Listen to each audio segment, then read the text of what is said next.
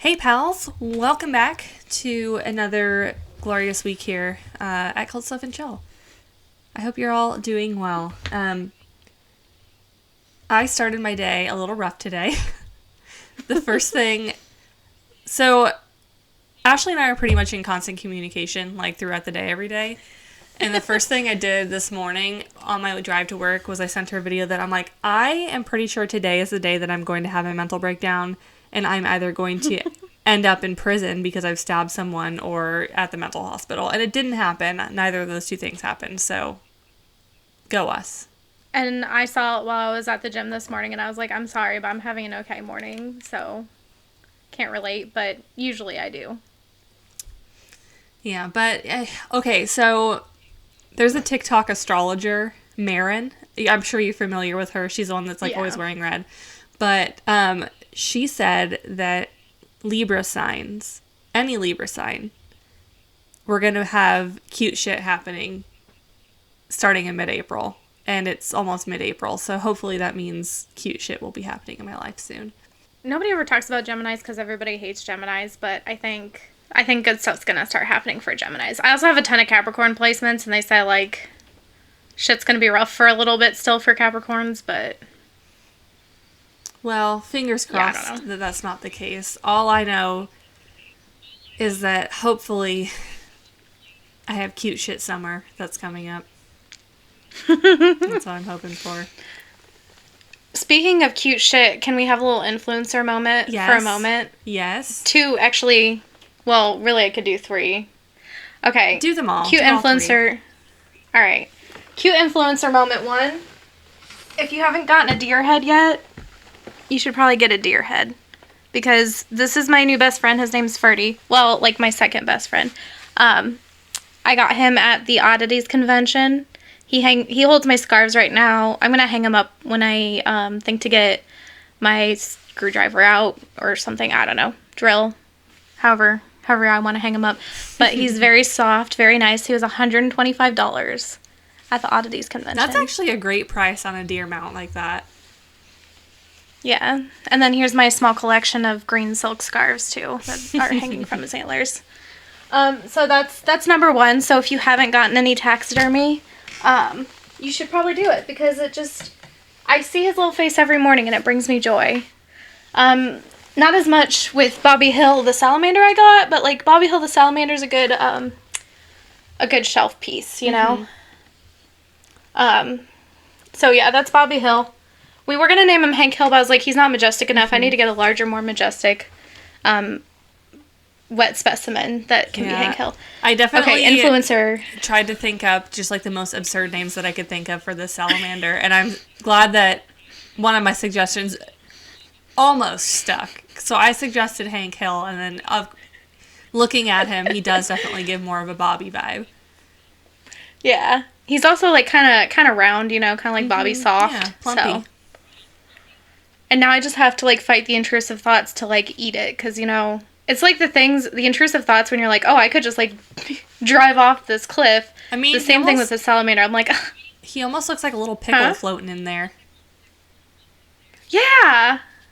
And it looks like pickle juice because it's a green tinted formalin. So he's just sitting in some brine, waiting to be snacked upon. Oh, I should get a big jar of pickles and put it on my shelf next to him. Just to confuse people. Oh my god. Well, all right, we'll get off that topic. Okay, influencer moments. 2 things. 1, I got this purse. Oh, love. It looks like a Birkin. It's not a Birkin. I think I can get some kind of affiliate code for it, so we'll drop the code if you guys want one of these. It was I think I spent $100. I think it's $170 on it, but it's real leather. It's pretty sturdy. I fill it with crap. It's perfect size. It's from Corday, New York, so we'll drop that code if you want to. If you want to be a Birkin put it in. Bitch. I don't. On a budget. Yes. But it's a good work bag, and it's really well put together, and it looks pretty much just like it. So, new favorite bag. We'll be getting more. Don't listen to the reviews that say it takes a long time because it really only took a week, I would say. Probably. It didn't take that long to get here. I was going to say, I feel like we're always texting each other back and forth saying, I just bought this thing. I can't wait for it to get here. So I lose track of what the things are. But I was like, oh, it's because a lot of the reviews said, oh, it takes over a month to get here, or it takes 2 weeks to get here. It was definitely under 2 weeks, but I think it was closer to like a week. But regardless, the people that are freaking out are probably used to Amazon shipping that takes 2 days, and then I did notice that a lot of those reviews were written like 6 or 7 months ago, which would have been a time period in which shipping would have been delayed a little bit because of COVID. So, like, guys. Realistic expectations. Yeah. Realistic expectations. It smells nice. It smells so nice. So, She do be cute. We'll drop a code for this. I don't know if you get any percentage off for using, like, an affiliate code or whatever. It was so like you don't have 20%. To use my code, but... Okay. Yeah, because I was looking at purchasing one for myself, and Ashley's like, use my code. I was like, okay, yeah, for sure. I am putting myself on a bit of a spending freeze, so I have not pulled the trigger on that yet. You just have to wait until you save more money. Yeah. So yeah, that's our first influencer moment. They didn't send it to me or anything. It's not like a truly sponsored thing. It's like I bought it with my own money, and then I really liked it, so we want you to like it too. Yeah, so here's a code. Second thing that I bought with my own money, again, not really sponsored, but I got the scentbird thing, because I was like, I'm looking for a perfume that, like, I can get fairly regularly, that's not just Love Spell by Victoria's Secret, and so I got this, and it smells so good. Actually, which one does it smell like? Here's Bobby Hill again. I thought you were going to say, it smells like this, and then pull Bobby Hill off the shelf. It smells like dead salamander. Yes. It smells like a dead salamander and formalin. Which one was it? Not that one. I think it was a small one. Yeah, so it kind of smells like the the Black Baccarat Cabaret smell. But like lighter. Like just a little bit lighter.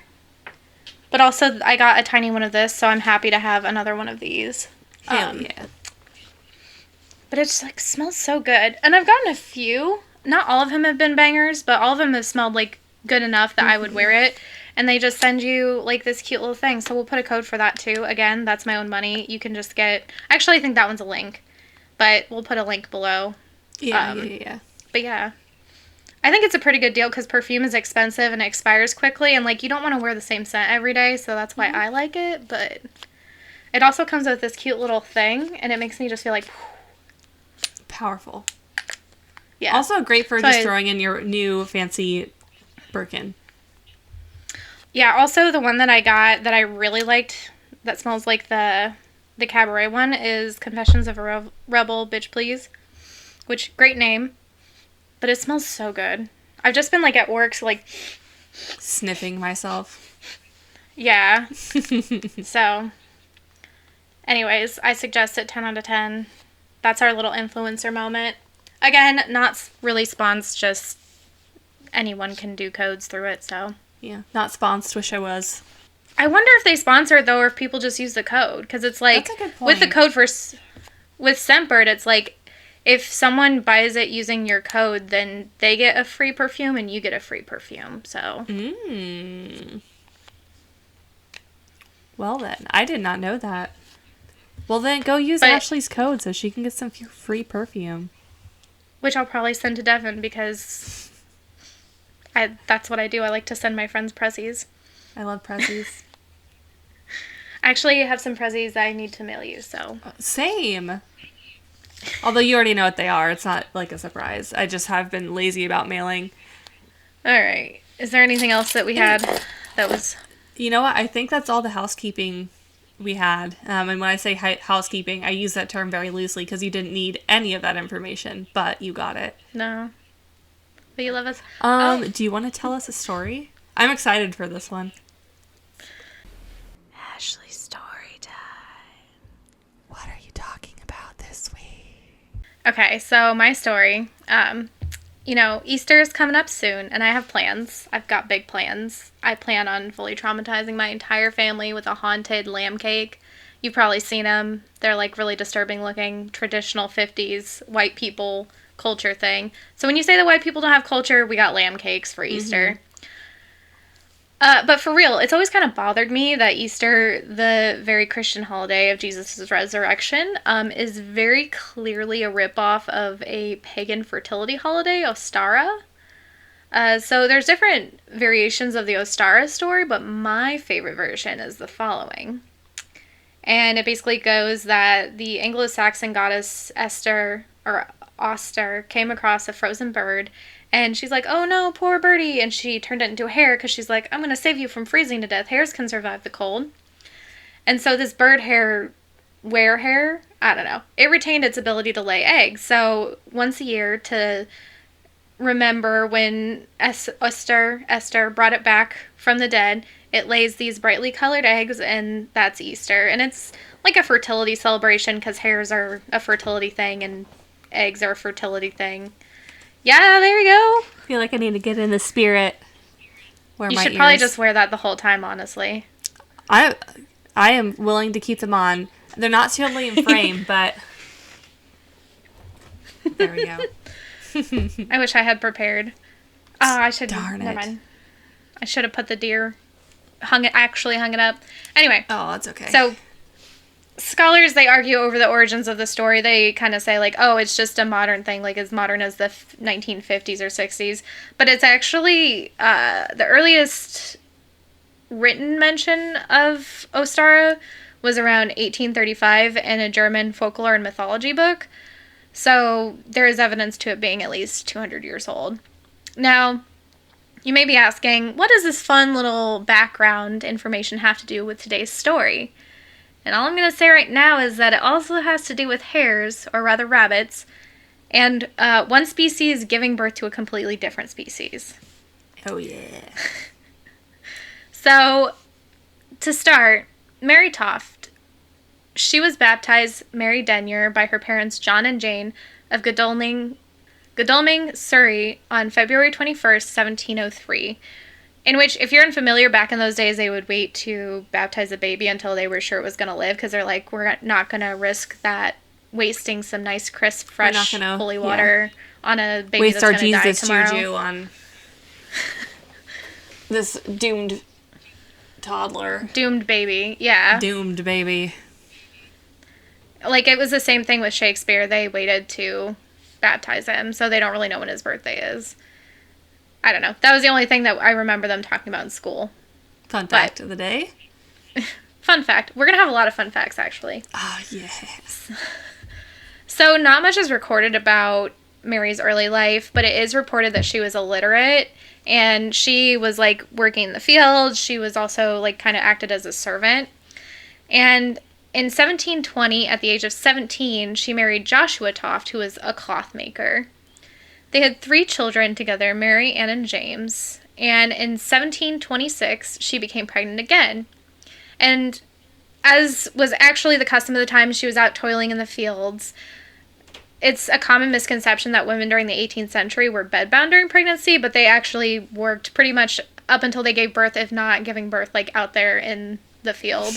Oh, Jesus. So, as the story goes, Mary, when she was working, she became obsessed with rabbits. She really just identified with them. She was the original rabbitkin. She really... Maybe. Actually, she might have been one of the original furries. I feel like furries go back a lot further than we think. Like, look at the Egyptians. Oh, yeah.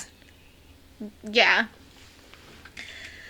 So, anyway, she really identified with the rabbits. Like, they boinked, they had the babies, they had to work hard to keep the babies alive. So she really identified with that sort of cycle of rabbit life, according to her story. So, everything was going well with her peasant lifestyle, you know, if you leave out the weird obsession with rabbits. But Mary started to notice that something was different about this pregnancy. She complained that she had painful complications early on, and she seemingly started to suffer a miscarriage in August of the same year. She started passing large blood clots and bits of flesh, including one piece she claimed was as big as her arm, up until she went into labor on September 27th. So the next door neighbor, they came over to help Mary deliver her apparent miscarriage, and as Mary was pushing, The neighbor watched in horror as not a baby, but random animal parts were emerging from Mary's undercarriage. God. The neighbor, who obviously was like, what the fuck? They collected the animal parts, and instead of what most people at the time would have done, turning her into the church and burning her as a witch, they actually took it to her mother-in-law, Anne, because they're like, I understand that I don't have all the knowledge. This very well could just be a miscarriage. I don't know what's going on. I'm going to be level-headed about this. So they took it to her mother-in-law, Anne, who happened to also be a midwife and another level-headed, smart person, who was looking at the very real potential of having, like, some kind of demon mother on her hands. Oh, no. As so was it, they like, understood at the time. It was just, like, parts. It wasn't, like, a full... Yeah. Just, like, bits. Like, legs and Ooh. claws and guts. So, Ew. like, she's like, we might have some kind of a, you know, demon breeder on our hands. But you know what? I'm going to be this. I'm going to be science. I'm a midwife. I'm a lady of science. So she took it to her friend, John Howard, who is a man midwife. And he had over 30 years of experience. And she's like, what? Help me, please. So John was like, at first, this is insane. I will not even entertain the notion of this. This is not real. But eventually, curiosity got the best of him, and he went to examine Mary, who showed more animal parts that she had since delivered. Upon his initial examination, he found nothing out of the ordinary, but over the next few days, John helped Mary deliver 3 legs of tabby cats, 1 leg of a rabbit, cat guts, part of an eel backbone, along with other unidentified rabbit parts. You said this was over the course of how many days? Like 2 or 3. She just, like, continues to be... popping out animal parts. Yep. Okay. So, Mary claimed that, and this was a common belief at the time, that she thinks that she came across this rabbit that startled her, and this was causing her to give birth to these rabbit parts, because it was a very common thought of the time and theory of the time that, like, if a woman saw an animal or, like, became obsessed with an animal or interacted too much with an animal, that her baby would have elements of that animal. So, like, Sarah Jessica's mom looked at a horse too much or something. Like, that's what they thought. They thought that you would take on... this was their way of, like, discouraging people from fucking goats. I think there's subtle hints of that, but it was literally just, like, if a woman dreamed of an animal too much, that she was going to give birth to, like, a scorpion or something. I genuinely am shocked and awe over the fact that the human race is not extinct. Has gotten as far as it did. Like, okay. This was a cutting-edge scientific theory of the time, too. Because later people would use this as evidence for their theory that this would cause it. They also said that it caused miscarriages. Like, if a woman was startled by a rabbit, it would kill her baby. So they were just trying to put a name to something that they couldn't explain. Mm-hmm. And try again, John. So John Howard, he decided to move Mary to Guildford, England, so he could be closer to his base of operations. And he offered to deliver rabbits and other animal parts in the presence of anyone who doubted Mary's story. The whole situation immediately gained traction, and on November 4th, Henry Davenant, a member of the court of King George I, went to scope out the situation. He became a bunny lever when he examined the samples that John Howard had collected, which John Howard took every single thing that Mary had delivered, and he pickled it. Mm-hmm. He put it in a jar. Just like Bobby Hill. Just like Bobby Hill, up on a shelf. Just like little Bobby Hill. Just like little Bobby Hill. So, he's just got, like, jars and jars of this stuff. It's weird. But that was science. That was science at the time. Yeah. So, Davenant Henry, he was examining these bits of animals, and he was like, you know what? She gave birth to this. They corresponded a little bit about the unfolding situation. They sent letters back and forth talking about how Mary was now delivering whole rabbits, not just parts anymore. Oh, I really don't know if I want to know how we get to this point, but continue, please. Like, I do, but I don't. Oh, you're going to find out, though. Oh. So, Henry passed the news of the Immaculate Rabbit conception to a surgeon of the royal household, Nathaniel St. Andre. Natey Boy, he summarized Henry and John's finding in a pamphlet called A Short Narrative of an Extraordinary Delivery of Rabbits, which was published in 1727. And he had shown drafts of it to the British royal family, especially King George I, who, fun fact, was grandfather to King George III of Hamilton fame. Oh. You'll be back. I was singing that as I was writing these notes. I was like, you'll be back. Then you'll see. Okay, so anyway, yeah. Also, like, I mean, Revolutionary War or whatever, but mostly Hamilton. Yeah. So, a few weeks after Henry Davenant's visit, King George sent Nate and Samuel Molyneux, who is secretary to the Prince of Wales, to investigate the situation further. So, Samuel Molyneux, keep that in mind for later. We'll put a little bookmark on that. Within hours of their arrival to where Mary was staying on November 15th, Mary had delivered part of a rabbit's torso for them to witness. They witnessed her deliver it. I don't know.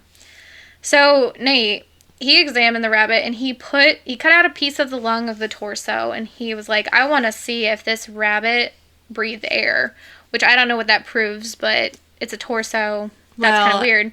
If she was giving birth, then it wouldn't have been breathing air. Just amniotic fluid. Right. But he said that so he cut the lung up, he put it in water to see if it would float, to see if it would breathe air. It did. And he was like, this proves that she gave birth to it. Doesn't make any sense. Wait, that's like the complete opposite of what I was thinking he was trying to prove here. Like, I thought he was trying to prove that she was, like, shoving these rabbits up her rebussy. Right. That's a good one. But no. Somehow that proved that she was giving birth to them. Nate also examined Mary and concluded that the rabbits had been bred and grown in her fallopian tubes. Remember that this is the 18th century. They can't just do an ultrasound. They were just pissing in the wind, guessing at this.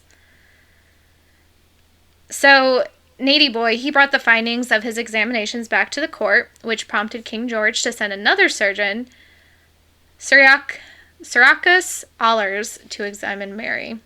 You'll have to see the spelling on this. It's fucking stupid. So he arrived in November 20th, and he knows that Mary Toft, she was very clearly not pregnant. He was a little more suspicious than the rest of these guys, and he reported the following. That when Mary was walking around the room, apparently in labor, she had her knees and her thighs pressed together as if to fall something, or to prevent something from falling out of her vagina before the delivery. That Mary had appeared to be in considerable pain when Syracuse had attempted to help her deliver the rabbits, although he admitted that he wasn't a man midwife, so he didn't really know if this was like a legitimate pain or if it was just an act to prevent him from examining her closer. That he knows that John Howard seemed to be in on the bit, as he wouldn't allow Syracuse to help, although that could again be due to the aforementioned manhandling of Mary that may or may not have caused her pain. And when he had examined the rabbit bits closer, it seemed as if they had been cut with a man-made instrument, and later on he kind of dissected them and found rabbit pellets that actually contained grain and straw. So, there's not grain and straw in her rabbitossy. So Syracuse left with some of the rabbit bit specimens, and he put on this good show. He's like, yeah, you know what? I believe you guys. This is a miracle of modern science. Crazy. Totally real. I believe it. He didn't, but he just had to put on this act so that he could get access to the specimens. I feel like this is just a testament to, like, how poor and poorly researched women's health, especially, was at this point, and still arguably, still is. Well, I mean, at least they knew what fallopian tubes were, but yeah, they said this woman was giving birth to rabbits. So Cyriacus, he dissected these bits. This is actually when he found the rabbit pellets and when he had more time to dissect them and look at them. And he filed a report, sent the report to the king, along with several persons of note and distinction. John was immediately like, "Nuh-uh, return my rabbit bits now. I want them back. Nobody else gets to look at them." And he was just trying to contain the situation. Nathaniel St. Andre, he also became concerned as the king said, "Nate, get your ass in here now. You need to go re-examine this woman. You need to figure out what's going on here. The first time might have been a fluke, but you need to figure out what's going on."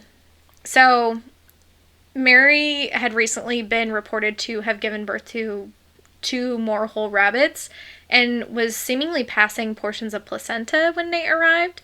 But she was also starting to become quite ill and had suffered a constant pain on the right side of her abdomen. So, This Nate is and John, like they make... old-timey episode of House. It is. I bet there's probably an episode of House that's based on this. Because it's like hysterical, like, spoiler alert, she's not really giving birth to rabbits, but it's like a hysterical pregnancy. She's fooling these men enough to think that she is pregnant with rabbits. Mm-hmm. So anyways, Nate and John, they make a move against Cyriacus. They're collecting affidavits from witnesses to the spontaneous births to have a case against him. I don't know about if they had any defamation or slander lawsuits back then. I'm sure it's just to take to the king. But these affidavits only worked for a little while. The king had already had some issues. He was seen as a cold foreign idiot as he was from Germany, and people in England didn't really like him that much. And so he didn't want to be made a fool of, so he sent Sir Richard Manningham, an obstetrician, and he was a really good obstetrician, to examine Mary. Sir Dick, he found that Mary's right side of her abdomen was slightly enlarged, so she was having some swelling there, and that there appeared to be something moving around in her abdomen that might be rabbits, and that she delivered what appeared to be a hog's bladder.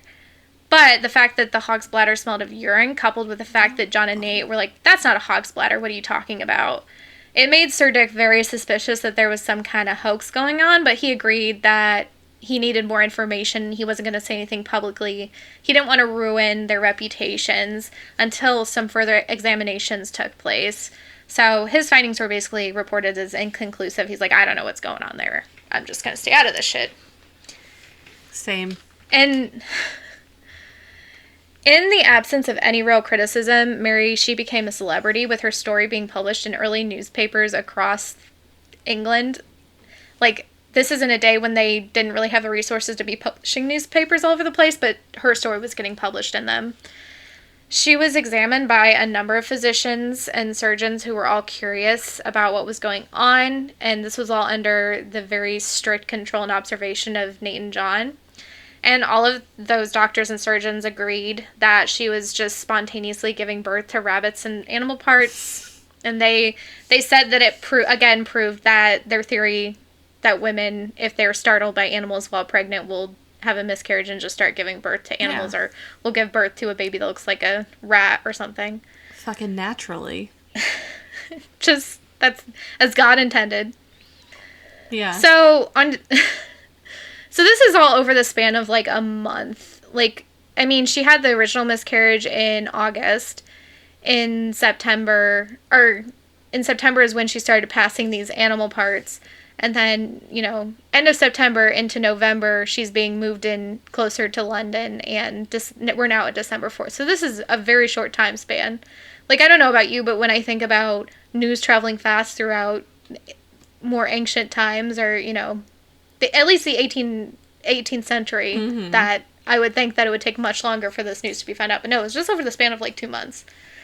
So, we're on to December 4th, when the second Baron Onslow, Thomas Onslow, he decided to put on his little detective hat and do a little digging. He's like, "This does not seem right. This is illogical."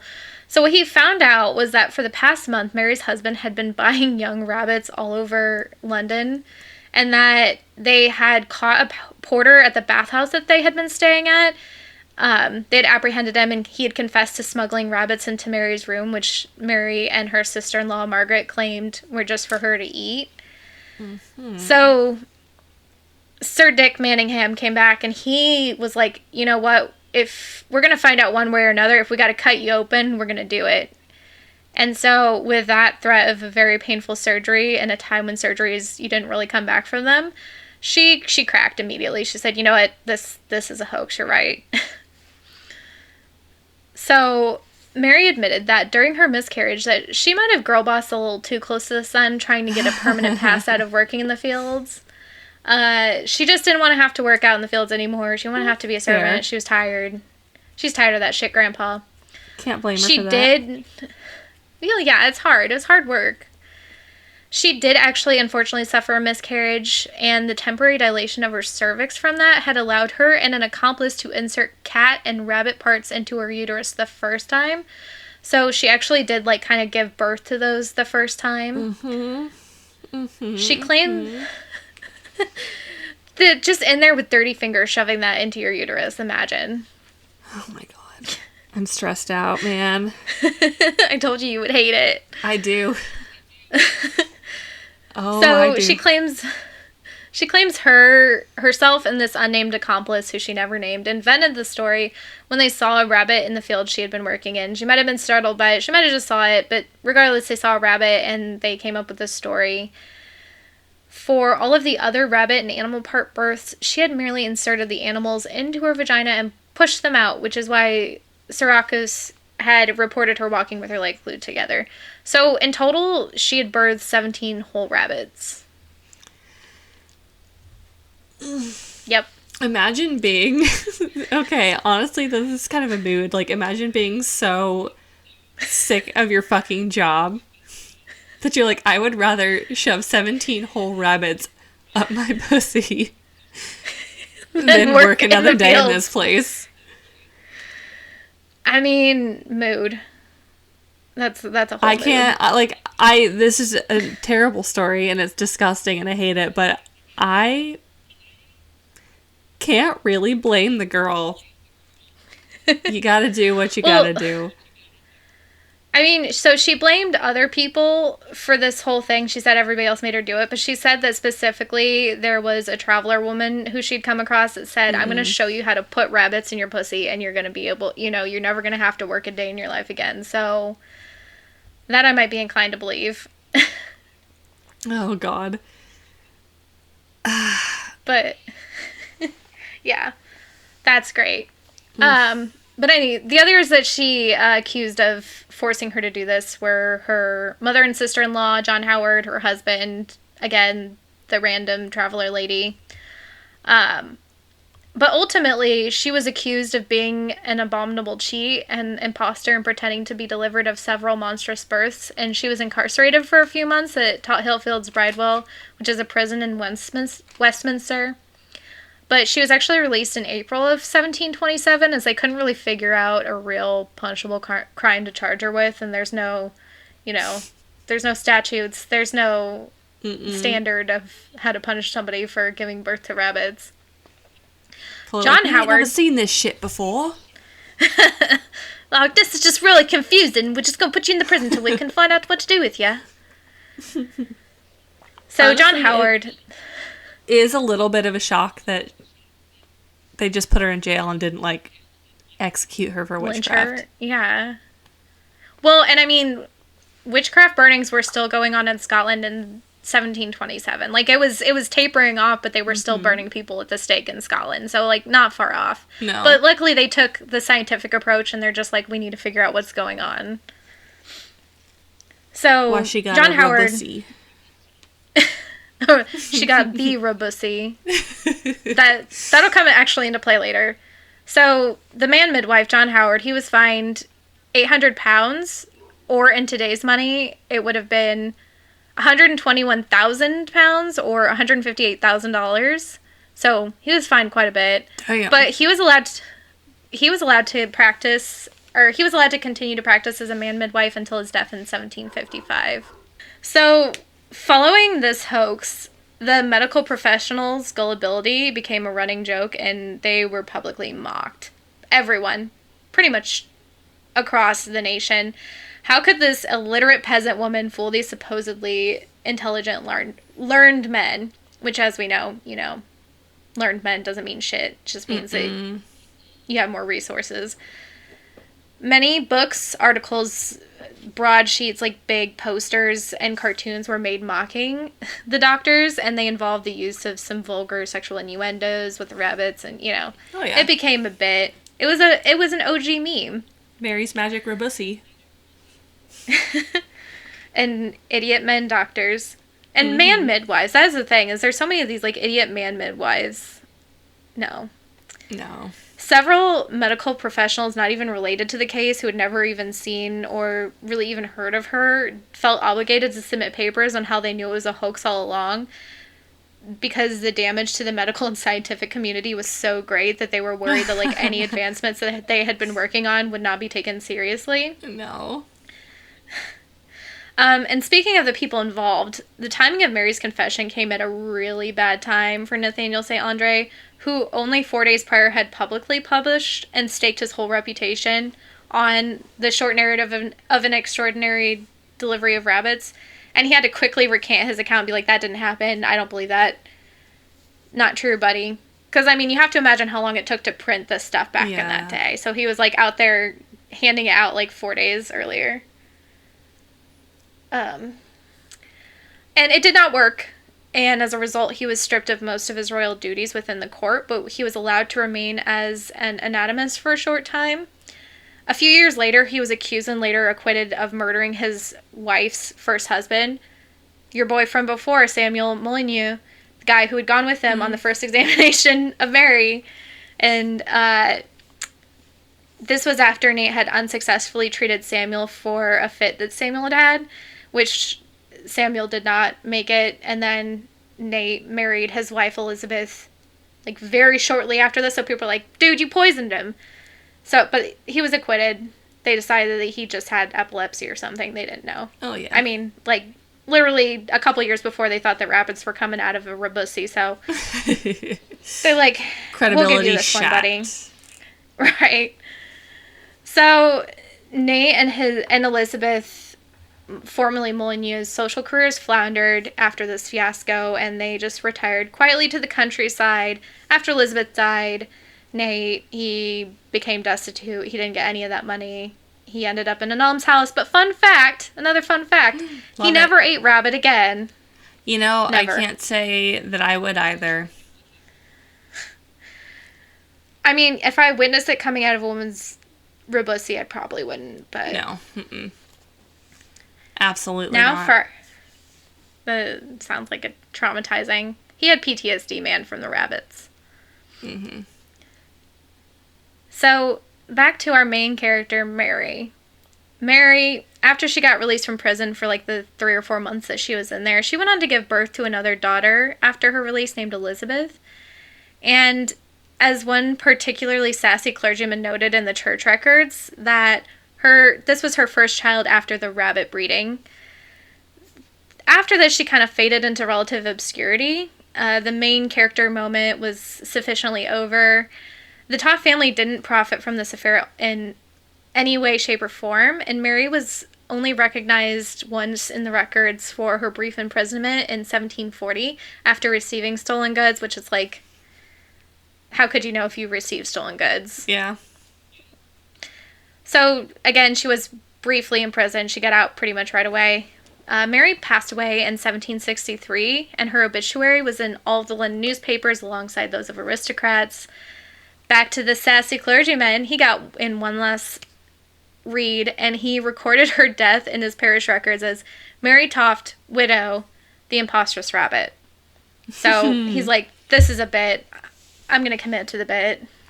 Many people think that Mary was the least guilty person in the situation, and that her claims of everyone forcing her to continue with the bit was very little her choice, or she had very little choice in the matter. She wasn't as much of a scammer, more of a victim, and being, I forgot where I was going with that. Anyways, she was more of a victim. More say it was just a Hail Mary attempt at trying to launch herself over the poverty line. But, and I think that's kind of what it was, because I feel like you can only put so many rabbits in your pussy. So Well, apparently the number is 17. Yeah. That's the limit. And the prevailing narrative amongst most people studying this specific case is that she was just a scared woman who was put in a vulnerable position with men constantly sticking their hands up her skirt, and they just wanted a reason to, like, stick their hands up her skirt. Mm-hmm. And she was just impoverished and terrified and very much a victim of the situation.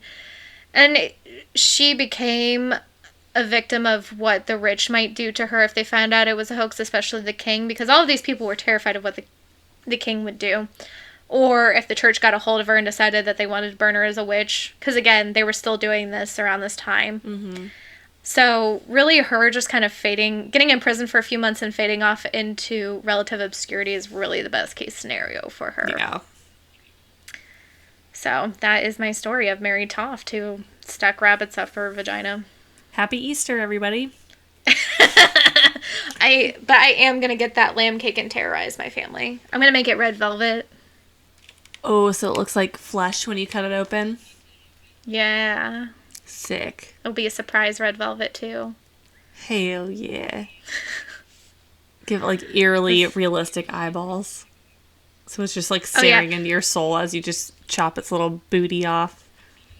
So what I want to do is, like, cut out the eyes a little bit and then put lemon drops in it and put, like, little food marker irises on it. Mm-hmm. So it just looks really realistic. You'll have to send me a picture. Well, as if you would anyway. But yeah, you'll have to send me a picture and then we'll keep you guys updated. We'll maybe post it to the gram, my guys. All right, anyways, you want to get on your bit? Yeah, we'll get into it.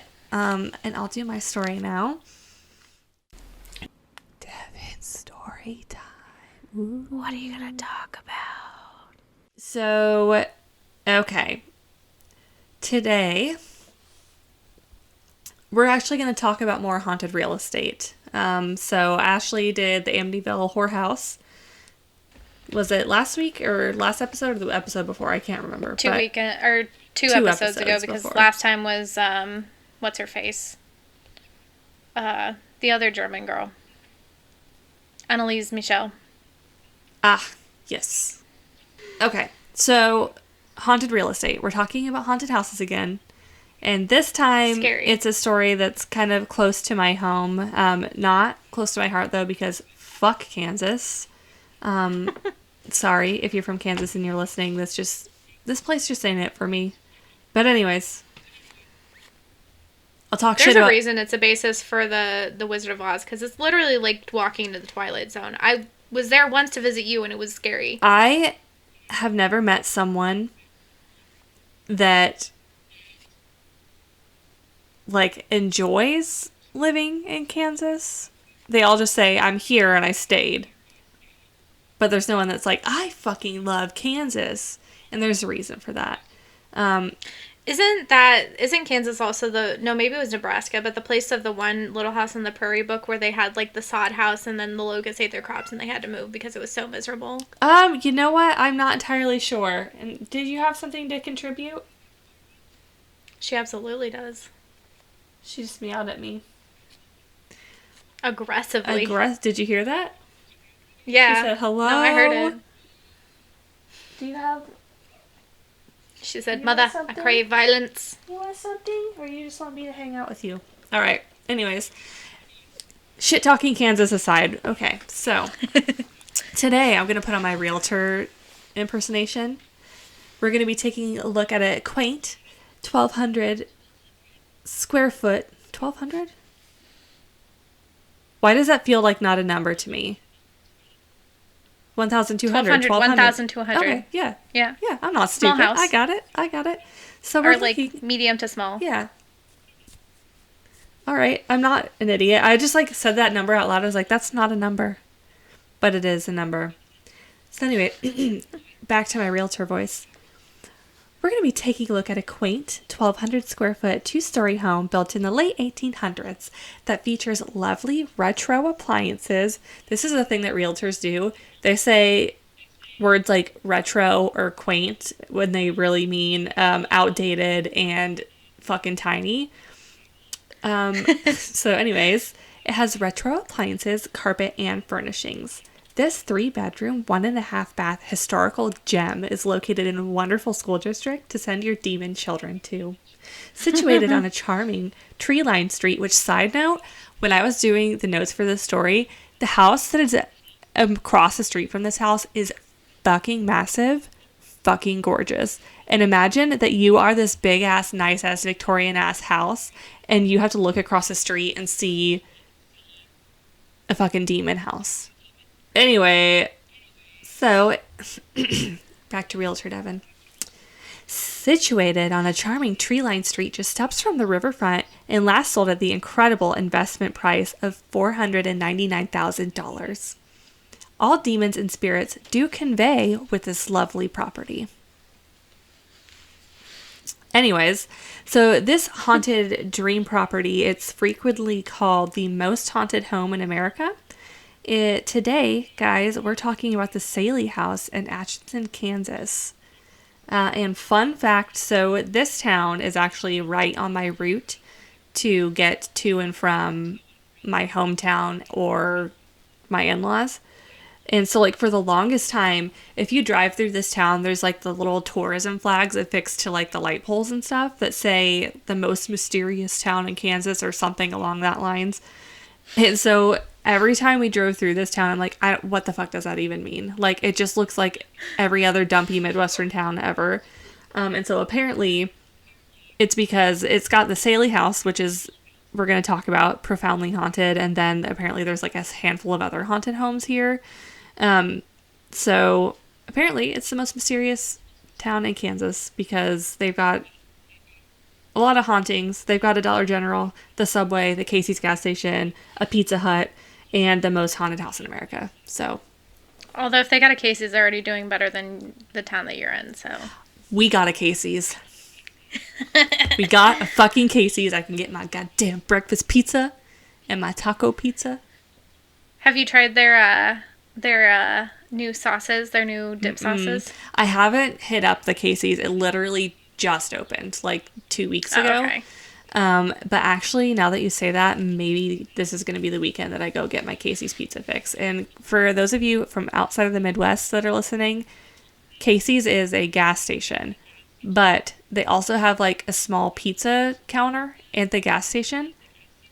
And sometimes they have like a sub shops, and they also do like chicken tendies and stuff. And when I tell you, this gas station makes my favorite pizza. Like, I will take Casey's pizza over any pizza any day of the week. I mean, it's amazing. I like other pizza better, but it's one of those things that, like, when you are in a rush and you live in the country and you need just, like, something very quick and fast and you just want to grab a piece of pizza, like their sausage pizza or the veggie pizza, it's pretty good. They have the breakfast pizza on the hot rotator every morning. So. But I can't do eggs, so. Well, if you're not from the Midwest and you're doing a road trip through the Midwest, stop at a Casey's gas station. 9 times out of 10, it's going to have the cleanest gas station bathroom if you have to take a piss. Highly recommend Casey's bathrooms for bathroom stops and potty breaks, but also for pizza. Anyways. Well, and generally they also have like the individual bathrooms that, like, if you need to take a poop, like, you can it's just a single seater. in there.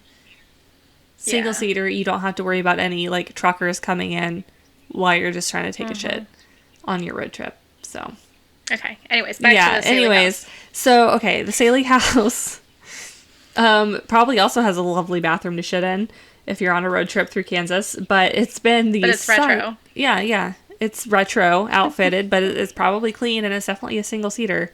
But it has allegedly been the site of almost every form of paranormal activity that you can think of. And it's gained like loads of media coverage over the last 20 years. So the first show that I think it was on, we'll kind of talk about in our story here. It's called Sightings. And that's like in the mid to late 90s was kind of like a big ghost show. But it's also been on more recent ones like A Haunting, Most Haunted Town, Unexplained Mysteries, one called My Ghost Story. I don't think I've ever heard that one before. But shout out to Zach Bagans, the man that I love to hate, but for some reason cannot get a fuck enough of, Ghost Adventures. So, it's a famous place, you guys. Believe me when I tell you. So, unfortunately, it's not been fun and games for, like, friendly Casper moments. So, the activity has been so severe at times that some people believe that the hauntings might actually be demonic in nature, or speculate that the Sallie House... Is it Sallie? It's Sallie House. I think it can be either. Is it Sallie named after the little girl? Yeah, it's named after Sallie, like... a girl. So I'm going to say Sallie House. Yeah. So... I think that's how BuzzFeed Unsolved pronounced it. And I think they went there twice. So. Well, I believe them. So, Sallie House. People speculate that it could be home to a supernatural portal where spirits can enter as they please. Get Ferdy for your emotional support, dear. Yeah, I'm going to have my emotional support deer here. Hold on. I'm going to take off his scarves real quick. But a handsome man. I'm ready. Okay. So, people have reported seeing full-bodied apparitions, mysteriously burning candles with traces of burnt little fingerprints on them. They've seen objects moving in thin air, while others have heard disembodied voices of women, men, and children at night, as well as scratching on the walls and the sound of furniture being moved around. And there have even been reports of physical attacks and possessions at this property. So, all of that being said, spoiler alert, it's very haunted. It wasn't actually until the 1990s when a young couple named Tony and Debbie Pickman moved in that news of this ghostly activity kind of starts to be talked about. And from what we can tell, it's about this time that shit really starts to get nuts in the home. So, like, either the families that lived here prior didn't think much of it and just, like, never talked about it, or the spirits in the home just, like, did not vibe with the Pickmans and were just like, now we riot. So. Okay, wait, but, like, my family is that family where they're like, we're just gonna ignore the ghosts. Mm-hmm. We're just gonna ignore them. It's just the poltergeist, no big deal. Yeah. There's just shit flying down the stairs, no big deal. Well, and, like, it was a rental property, so I'm wondering, I mean, if people are in and out of there every 6 months to a year, I could see them just being like, I'm going to ignore the weird shit that's happening because I'm only here for, like, a couple I'm only going to months. live here until I get my new, better apartment or house. I just won't re-sign my lease. Move the fuck out of Kansas. Move the fuck out of here. Fuck Kansas. Anyway, so Tony and Debbie, they move into this house in December of 1992. And so at this time, Debbie, she is actually preggo with their first child. And so, of course, they're hopeful that this is going to be a nice little home to start their family. It was, like, the perfect size for them with, like, a room they could turn into the nice nursery for the baby. And so these two, they spent, like, all of their money getting moved in, on their deposit, on their rent, and then furnishing it. They're just, like, live, laugh, loving their lives at this time. However, they do have a dog named Sasha, and it is allegedly the gentlest dog that Tony has ever seen. That's what he said. And Sasha had a really hard time being in one specific room of this house, and that room was the nursery. And so she would often stand in the doorway and just growl into the nursery. And Tony kind of just, like, dismissed it at first, thinking that, like, maybe a previous owner had pets and that they had, like, had little accidents in there. And so it just smelled like other dogs. But as we'll find out later, there's a far more nefarious activity afoot. So looking back at their time in the house, the Pickmans started to recall some things happening in these early months at the home that initially they had kind of written off as nothing. And, like, to be fair, some of the things that they remember, you know, being abnormal after the main haunting, if you had just moved into a really old home, you'd just be like, it's just the old home being an old home. So, like, for context, things like lights dimming oddly, cold spots, both of which, again, can be explained by, like, the age of the home, just faulty wiring and, like, draftiness. But they also remembered toys moving on their own, and, of course, their animals acting strangely. So all of these, like, little things are happening before the baby is born, but it's not until their baby Taylor is born that things start to really get weird. So baby Taylor often had kind of a hard time sleeping because he's in that nursery, and we know that the nursery is not good news because the dog doesn't like it. And so one night, Debbie is sitting up with him on the couch, and the lights in the room start flickering, and then they just like dim entirely. And so Debbie's like, this is weird, and it's not electrical because no other device in the room that used electricity was being affected except for the light that was like next to the couch. So then another time, Tony noticed something kind of odd as he was going downstairs.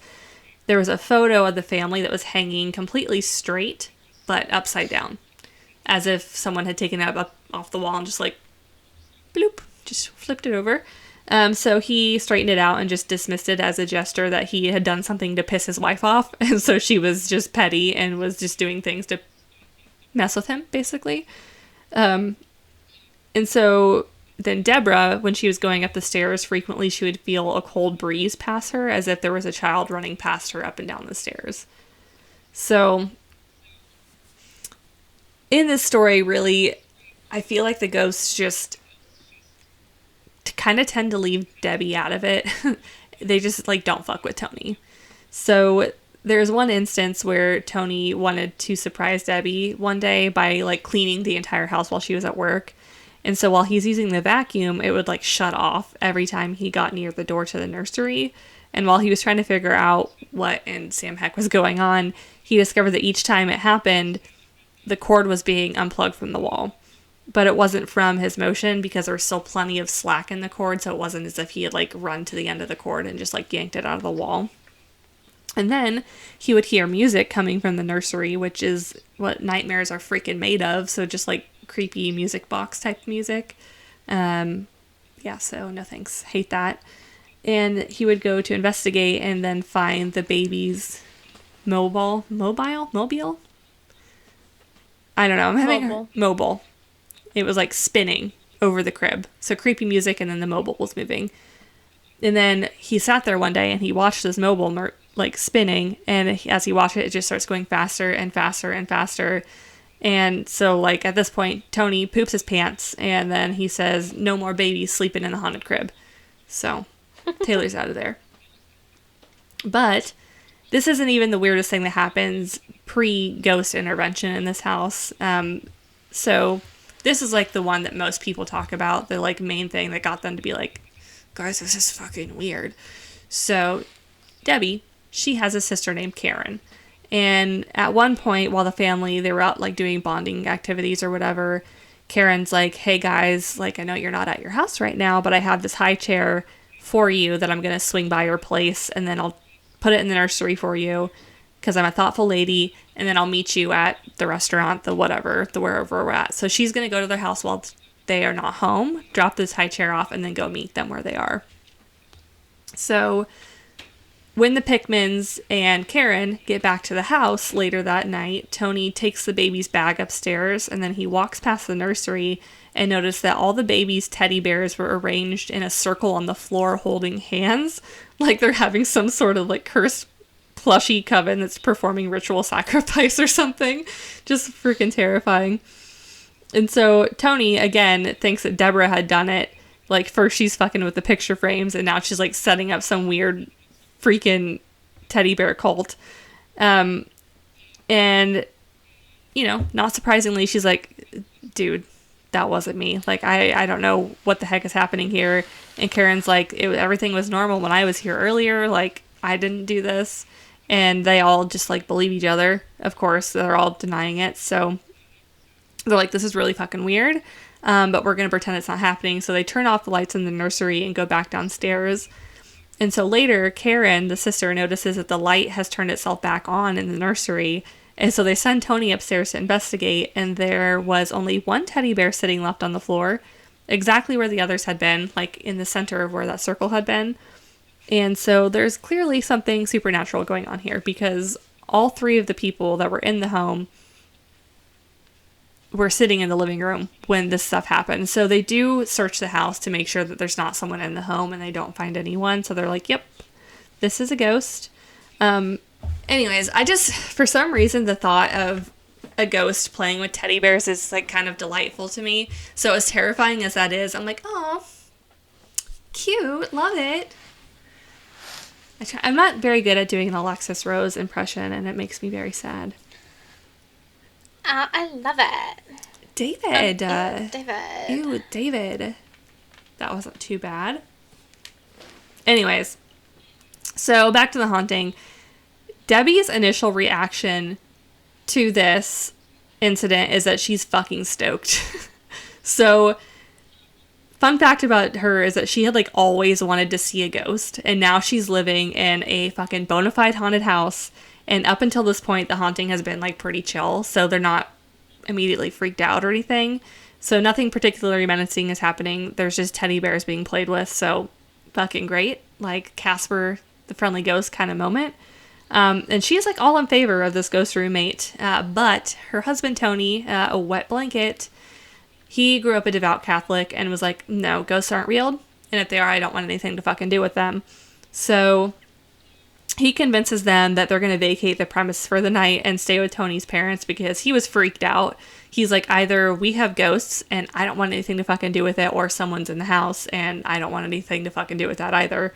So they load the baby up into the car, but as they're doing that, Tony feels a sharp pain on his back.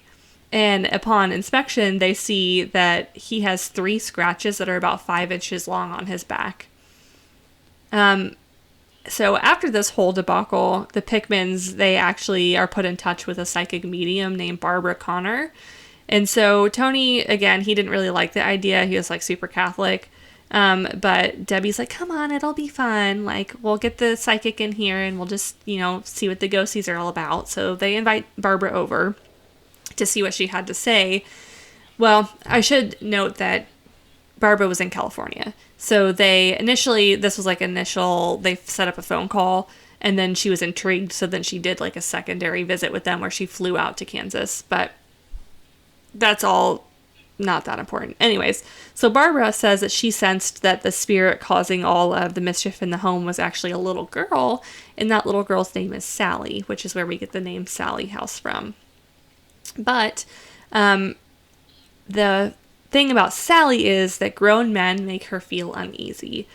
So, which is maybe why Tony, the vibes that he was getting from the haunting were different than like the fun little like, yay, ghost roommate. Play with bears. Yeah, let's play with our teddy bears kind of haunting that Debbie was, getting the vibes from.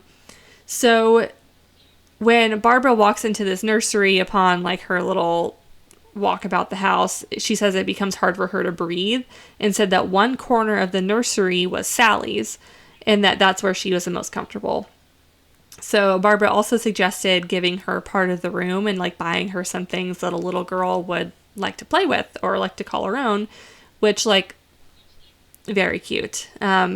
She also said that the scratches that were left on Tony's back likely weren't malicious, but Sallie actually enjoyed the family's company and especially liked the baby and Debbie.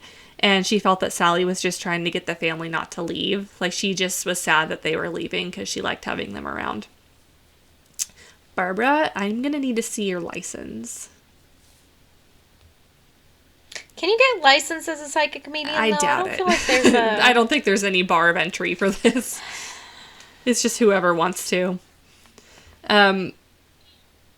So after this little visit, Debbie, she's still really into this idea, and she actually kind of catches feelings for her little ghost daughter. She feels like very maternal towards her, so she wants to be there for Sallie and felt that she was just lonely and wanted to be part of the family. So she said that she would often feel a cold presence at her side, as if Sallie were nearby. And while she cared for the baby, she said she would even feel like a cold spot, as if like a person was sitting next to her on the couch, as if this little girl was actually trying to cuddle with her and the baby while they were like trying to care for the baby. Thank you. I hate it. Yep.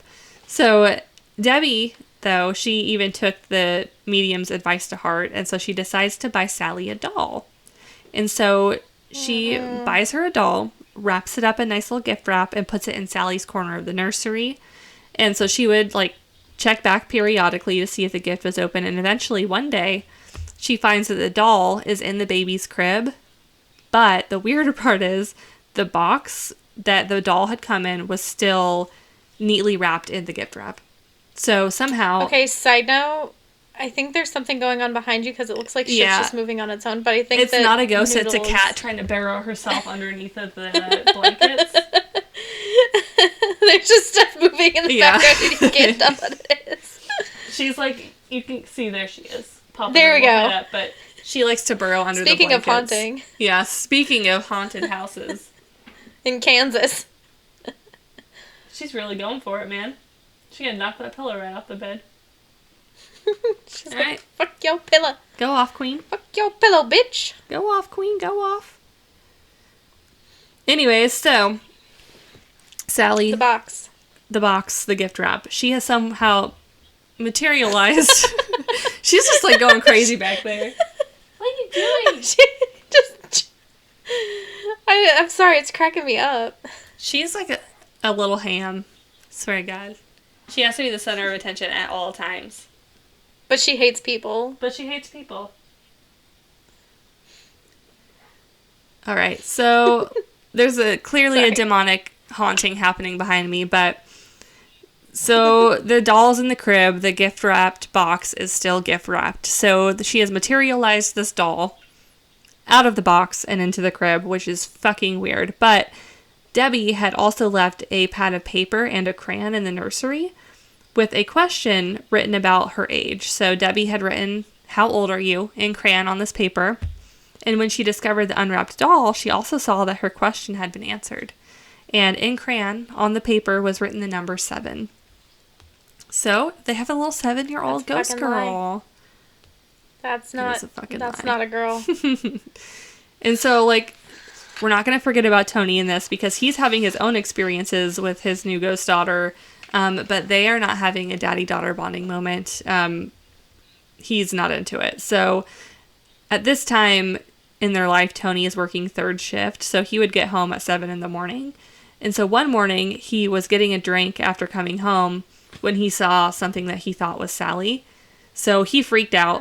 He dropped the glass that had been in his hand, and that freaked out the spirit that he saw, and then it disappeared. So he saw like a full body apparition of what appeared to be a 7-year-old girl. So okay, side note, the dad working third shift to daughter being completely haunted pipeline is real because my dad worked third shift when I was a kid, and I feel like that's the most haunted I've ever been in my life, is like, because the dad's not there when you're sleeping, so you don't, I had like really terrible insomnia because of the ghosts. It's a thing, yeah. So third shift equals haunted daughter. So haunted children. Children, yeah. Keep that in mind, you guys. So dads, if you have an option to work third shift, don't, because your children are going to be haunted. Unless you're into that, in which case... Well, then you end up with children like me. Well, I mean, just remember, though, that as we discussed earlier, to be a psychic medium, there is no bar for entry. So you can set them up for real success in their future if you just choose to not be present in their lives by being third shift. Get them haunted as fuck. Just not present, like... Well... Yeah. Yeah. During waking hours. Yeah. Present kind of during... Well, because they also sleep during waking... Like, during dinner time. Yeah. You're building job skills for them by not being there. I don't like that. No. That's... Anyway, so... This is hitting home. After Tony sees little Sallie, he, like, runs to wake up Debbie. He's like, "You'll never guess what I just fucking saw." And Deborah is fucking jealous. She's like, "I can't believe that you've seen my ghost daughter, and I bought her toys, and she is not showing herself to me." But another fun fact about the Pickmans is that Tony was actually a pretty decent artist. And so he drew Sallie, and then she's actually, like, pretty cute little girl. And Tony, though, he's a skeptic here, which is good for him. Usually it's the woman in these scenarios that I'm like, she's got the brains, but I feel like Debbie's blinded right now. And Tony's the one with the common sense. He's like, there is something more to this haunting than a cute little girl. He thinks that there's a much darker presence in the home. So, unfortunately, as we mentioned, he kind of is getting the brunt of this haunting. So he starts to feel this, like, darker presence more and more frequently in the home. And so he was hearing voices that he described as sounding demonic. And at first there was like relatively faint sounding voices, but over time they get more and more loud for him. And he's also seeing these apparitions that are much bigger in stature than Sallie would have been. He also noticed that their pet cats were always uneasy and staring at objects in the home that just like weren't there, just off into the distance. And he also had an instance where a stuffed bear that he was staring at just moved entirely on its own. And like, if that doesn't make your asshole pucker, I don't know what does. Imagine. No, thank you. No, thank you. No, thank you. No, thank you. So one night, Tony, he starts to hear a scratching sound behind the bed. And he describes it as sounding like an animal digging to get out of the wall, which if you've ever lived in a farmhouse or an old house and have heard rats or mice in the walls, which I have definitely experienced, that's kind of... Or birds. Yeah, it's just something in the wall scratching. That's what he's hearing. Well, because a lot of old houses are... the insides of the walls aren't insulated, but the air inside the walls is trapped so that it acts as an insulation. Mm-hmm. So animals can get in there because there's not any insulation to block them. Yeah. But, like, often when people redo farmhouses, they'll go in and do, like, the spray insulation foam. Just because it's easier. But, Yep. Because that's what my parents' house is it's, like, just the block insulation, or the air. Yeah. Yeah, that's what my parents' house... Well, I guess I shouldn't say that for certain. I know they've redone most of their downstairs, so I don't know what it's looking like nowadays, but all I know is that... Yeah. There's, like, a very particular sound. Or, like, I remember when we were younger, too. And I should preface this by saying my mom's house is freaking spotless. But if you live on a farm, in a farmhouse, especially around grain fields, there's mice. It's just, that's why you have cats. But the sound of, like, sitting on the first floor of the house, and you could hear, like, in the space between the floors, like, a mouse, like, running back and forth. And you're like, well, shit, that's what the cats are here for. And they're just sitting on the couch like fucking turds. Well, especially in the winter when there's no fields, because they go into the houses. It's unavoidable. Yep, it just happens. Anyways, that's not relevant at all. Tony was hearing the sounds that sounded like, he's hearing sounds in the wall that sound like little creatures digging. And so again, he's laying in bed when he hears this, and so he sits up and he turns around and he sees a spirit. So he describes it as an adult woman with dark hair. She's wearing a Victorian dress, and she reached out for him and grabbed onto his wrist. And so when he wakes up in the morning, he had 3 marks like burnt into his arm where the spirit had grabbed him. So, no, thank you. No, thank you. So Tony's mother, keep in mind, Tony's family is very Catholic.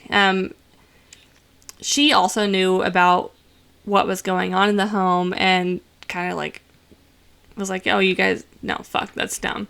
But one day, finally, she's visiting and something literally throws an oil lamp at her, just missing her head.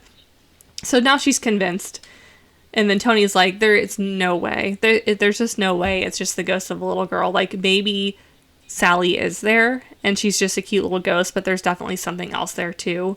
And so after this like more violent outburst where mother-in-law's head is almost taken off by an oil lamp, Debbie, she is like, okay, maybe you're not being dramatic.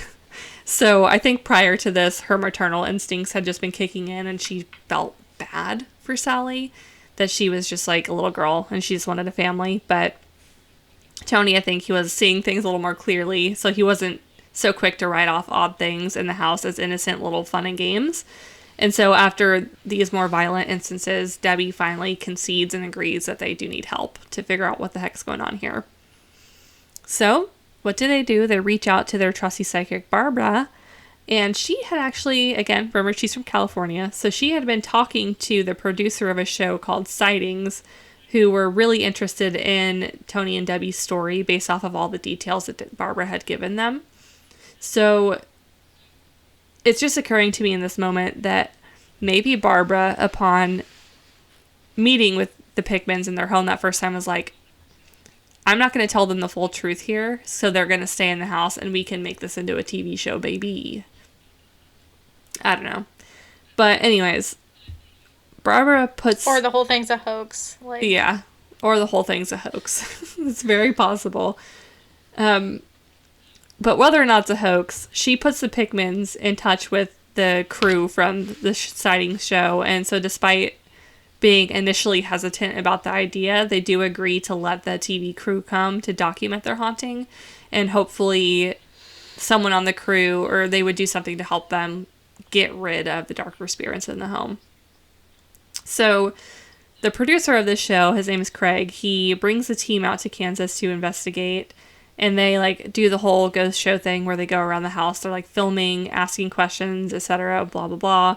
And so eventually they get around to where they're doing, like, the one-on-one interviews with Tony and Deborah. And they're interviewing Deborah in the kitchen. And so behind her, in the background, there's a single rose that's sitting on a kitchen windowsill. And as the interview is going on, the rose starts to burn and wilt and looked as if someone had taken a blowtorch to the tips of the petals. And so the production team is, like, really freaked out because when they roll back the tape, they discover that, like, 1 second it's fine, and then literally the next frame it's just, like, fried, burnt, and, like, they can't explain it at all. So, of course, they interview Tony, too, but he didn't want to be known as the crazy guy, so they interview him in, like, silhouette form, which is just funny to me, because, like, bruh. Your wife is there on TV, like, everyone's gonna know it too. Anyways. Well, that's like a small town in Kansas, like... Yeah. Everyone's gonna know what family that is. But anyways, so he's interviewed in silhouette. That's not important, but I'm saying it anyways. But Craig, the producer, as he's interviewing him, is holding a thermal imager. And so he felt something on his hand, and he described it as, like, an intense cold sensation that runs up his arm into his chest. And then it immediately leaves him, and then Tony feels that sensation, like, zipped from Craig to Tony, basically. And so Tony described the quote-unquote attack as a frozen arm going, like, right through his chest and, like, right before the film crew's eyes. Like, they see this materialize on Tony's body. Out of nowhere, there's, like, huge claw marks. And so immediately the producer's like, no, we're not doing this anymore, because, like, he's seeing that it's, like, a physical danger to not only his crew, but the people living in the house. And so now he's even convinced at this point, there's no way that this is just a little girl ghost. Like, there's something more nefarious going on here. So this sightings crew, they do, like, nothing to help. Basically, they get their interviews in, they pack out, they're like, we're fucking out of here. This is too much for us. And so after they leave the house, the situation kind of intensifies for the Pickmans. And they, like I said, had hoped that the crew could help them, but it really just served to stir the pot, basically. So prior to the show, Debbie didn't really have any idea of just how bad the physical implications of it were for Tony, but seeing, like, the actual scratches appear on his body, she's like, oh, shit. And actually, it gets really bad. So one day after the crew leaves, things get so bad for Tony that, like, one morning, again, he's third shift, so he's alone in the house, and a stray cat gets into the kitchen. And so Tony finds his cat drinking milk out of a cereal bowl, his cereal bowl. That's his freaking Cheerios. And so something about this was just so infuriating to him. And those voices that he had been hearing just, like, gets in his head and are like, you better fucking do something about it. You gotta do something about it. So he grabs a butcher knife and he stabs the stray cat to death right in the kitchen. And so, the fuck? Yeah, in interviews, Tony's actually really open about this experience. And he says he doesn't exactly remember the actual killing of the cat in his kitchen. He says it kind of, like, was as if he blacked out. And then when he came to, he saw the dead cat lying there, kind of, like, snapped back to his senses. But when he finally came out of this, like, weird, violent haze, he, like, cleans up the kitchen in a panic, because obviously he doesn't want Debbie to come home and see what he's done. And it freaks him out, too, because he's like, this time it was a cat, but what if next time it's Debbie, or what if the next time I fucking stab my baby? So at this point, Tony's like, we have to leave this house. And so just 2 days after that incident, he has another incident where he's walking out of their bedroom and something pushes him into the staircase so hard that he breaks 3 of the railings. So he's like, I just went over the fucking banister, down the stairs, whatever is in this house. It's not cute and harmless. It's like trying to fucking kill me. So 2 weeks later. Didn't something punt their dog too? Like punt it across the room? I didn't come across that, but there's like so many different stories from this that I would not be surprised if that's the case.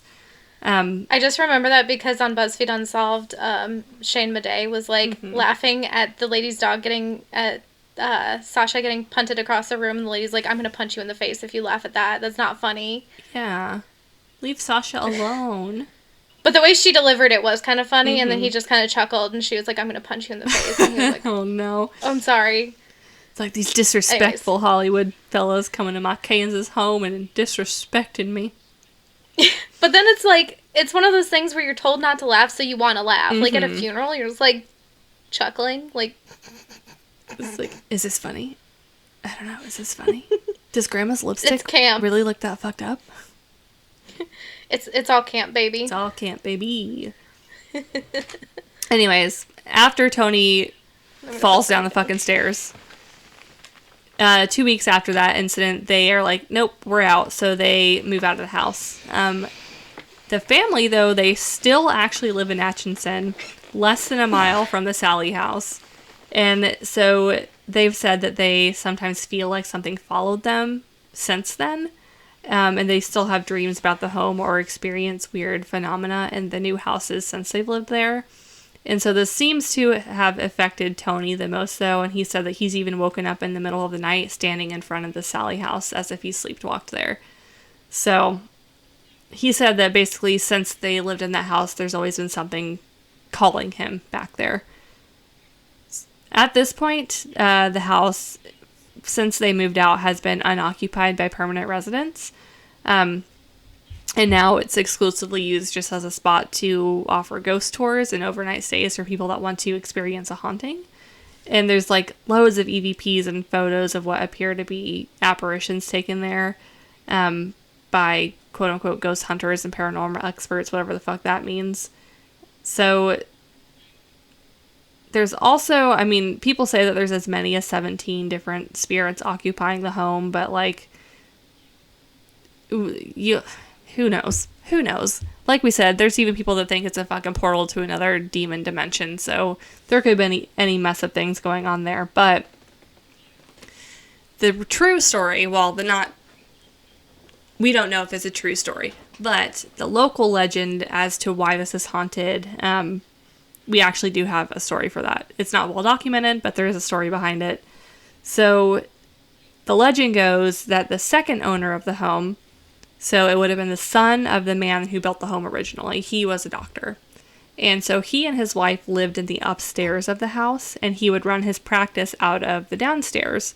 So one night in the middle of the night, the doctor and his wife are sleeping, obviously, and he wakes up to banging on the front door.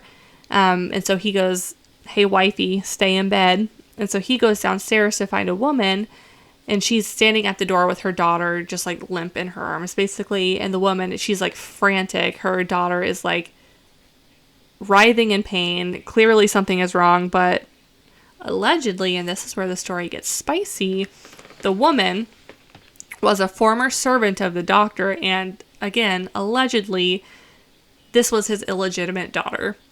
So that explains why the woman brought the girl to him and not to a hospital. So the doctor brings him inside, takes the girl into the examination room, and instructs the mother to wait outside in the waiting area.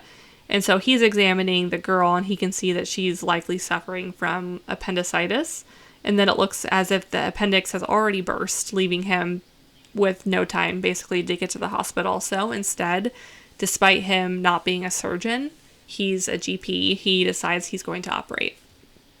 So he does give the girl some sedatives. However, they didn't have time to wait for it to kick in, and so he starts to operate. So he's cutting an incision over the appendix while this little girl is like screaming and trying to fight him off. The doctor is trying to hold her down and also operate and hold this girl still at the same time and locate her appendix And he's basically just like rifling through her insides looking for it. I should also mention, again, he's not a surgeon. He's just a general practitioner. And so while he's working on the girl, she basically bleeds out before the doctor can locate the appendix to remove it. And she dies on the table. Eventually, he leaves the operating room. There's blood fucking everywhere. And the mother is told that the daughter's appendix had already burst and there wasn't anything he could have done. So there's a couple theories here. First theory, and the most obvious, is that this little girl's name was Sallie and that the doctor really did try to save the girl, but either her appendix had burst or he just really botched the surgery. The other theory is that upon seeing that he had an illegitimate child, he basically allowed her to die on purpose in order to protect the family name. So one thing to note is that all of the research done by like many different TV shows, as we discussed, there's a lot of them that were filmed here. Nobody's been able to find records of a young girl named Sallie that died in the town that year or even existed in the town that year. But to lend just like a little bit of credit to the legend, record keeping back then just like wasn't great. And if this woman had been of the servant class and her daughter had been illegitimate, it wouldn't shock me if record of her birth and death wouldn't have been kept really closely based on, again, the mom's social status and her being born out of wedlock. There was one promising thing that a film crew did find, and there was a headstone in the local graveyard from approximately the right time period with the name Sallie on it. But it's far more likely, looking at the size of the grave, that it was for a full-grown woman. So, really, that's like the only story we have as to why this house could be haunted. Again, there's allegedly 17 spirits there, at least. It's been called a portal to the other side. It could just be one small pissed off ghost baby. We don't know. But, yeah, if you ever decide to go visit for yourself, apparently it's a really active haunting. So you might just see something. But I don't recommend coming to Kansas because it's not very fun. The other thing with, like, ghost children is, like, generally children don't become ghosts because children don't have enough, like, life experience to be ghosts. Like, usually they just move on. Typically, so if you see a ghost child, isn't it more likely that it's like an older spirit or like a dark, like a demon trying to gain your trust, basically?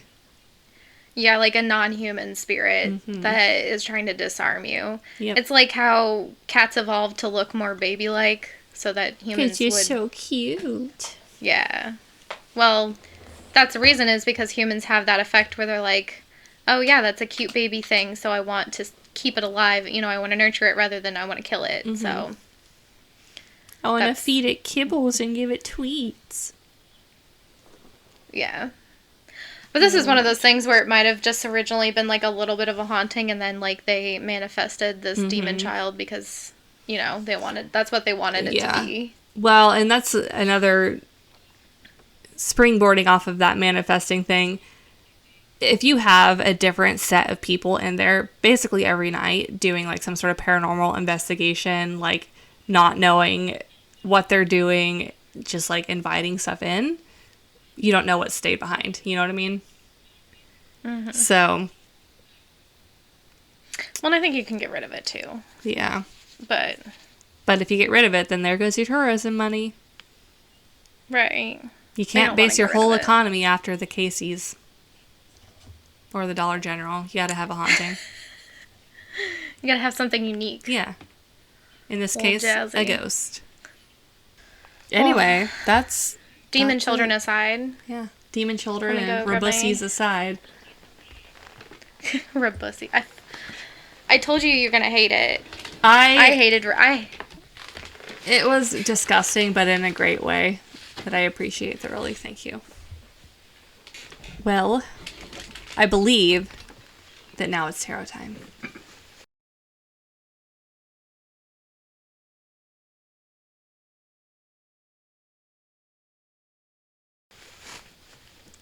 Give us the future, oh wise one. tell me if I am indeed going to have a cute shit moment coming up because I'm a Libra. Yeah, the girl you're talking about, is she like the baddie that like tells the tarot or tells the astrology stuff on her balcony? Yep. And like her, yeah, I know exactly what you're talking about. She's like, Libras, you've been overlooked for a while. Now's your time. Yep, exactly. She told me I'm gonna have cute shit happen, and I hope I really do have some cute shit happen. Okay, so for our tarot time, a lot of big cards here. We got the Tower reverse. So this is your Tower moment. You've had it. How do we pick up the pieces from here? Judgment. Let's just say that whatever caused the Tower moment, it's gonna get what's coming to it.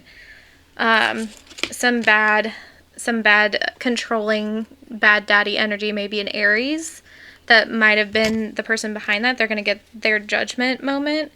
And basically, it's not as over as you think it is.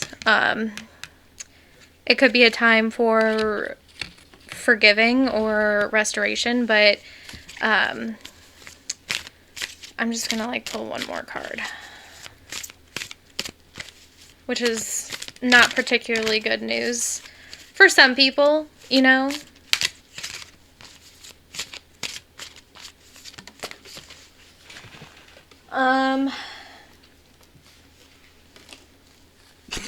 Fuck. It's like it's progressively getting worse. Like every time something comes out, you just look at it like, ah, fuck. It's true. Okay, give me some good news. So we've got the Two of Swords upright. That is like, this is like you're either in like a stalemate, like you could go either way, or you can compromise. Like things aren't gonna, stuff is gonna come back and it's not gonna be as good as you think, but it's not gonna be bad. It's just gonna be very neutral. Like it's gonna be what it is. God damn it. That was aggressive. Hold on. Okay, so I keep getting this one that falls out in a big clump. And usually with a big clump of cards, I just flip it over and put it back in the deck, but this one keeps popping up on the top. So it's the well card.